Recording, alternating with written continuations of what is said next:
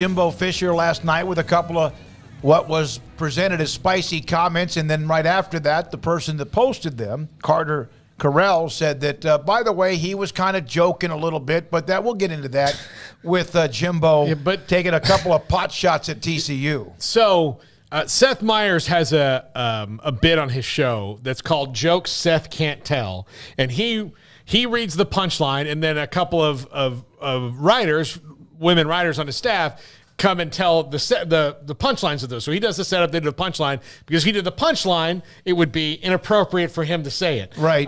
One of those kind of things. That's the running joke of it. And then at the end, they make him tell one, and then they go, oh, how dare you, and that's the running joke.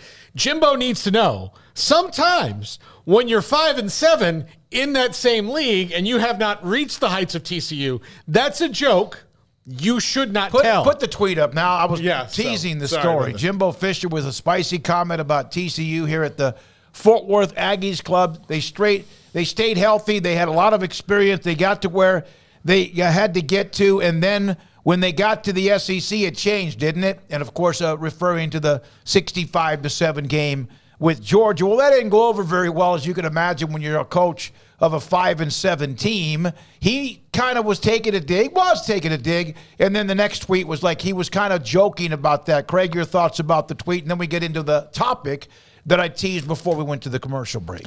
I mean, I think it's something that social media blows up way bigger than it actually is. I agree. And now it's just fodder for the folks that love to dunk on Jimbo or love to post their 30-second video on, why he's so out of line or whatever. And, I mean, he's an easy target. They're an easy target. And, if they don't go and win a bunch of games this year and improve upon last year, then they're just going to become, that much more of a focal point in the crosshairs of people who love to dunk on them at a moment's notice. So he got dunked on a little bit last night, and it didn't help that the clarification of the fact that it was a joke was a bit delayed.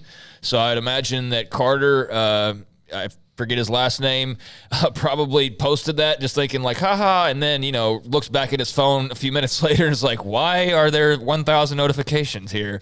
But you kind of have to be aware of that, I think, in covering Jimbo Fisher and just anybody in general with these quotes, because sometimes it can be misconstrued. I think that's one that got misconstrued. I also think, though, however, that Jimbo Fisher was taking a little bit of a dig, and whether or not it was like, really true ill will or not, I doubt that. But I do think that he can't sit there and look over at Fort Worth and really talk trash. So what can he say? Oh, they're not in the SEC.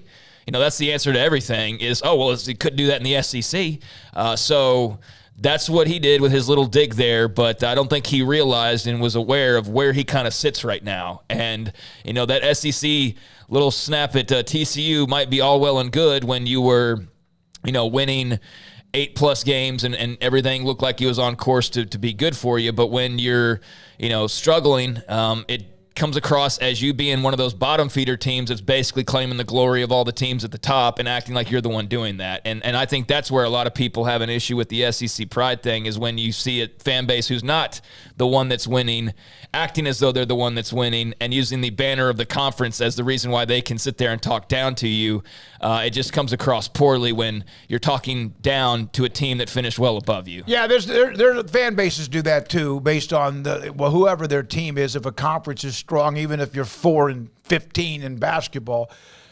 Georgia, when did A&M join the SEC, Paul? 12, 13? Yeah. They've played Georgia once, and they lost to them in 2019, right before Georgia started to get really good, 19-13. So it's not like they've played.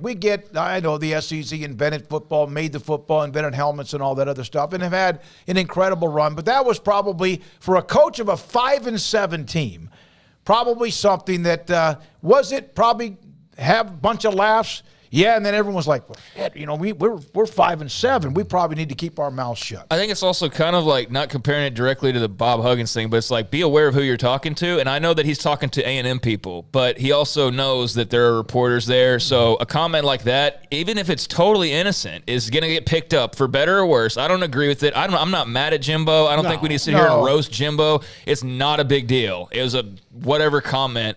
But when it's put out there like that and people react to it, it's like, who are you to talk down about TCU and any just because the conference you're in, you're going to talk down on the team that just went to the college football final, not the playoff, the final, and beat Michigan along the way. Yeah, so that's why it's taken the way that it is. All right, so I asked this question.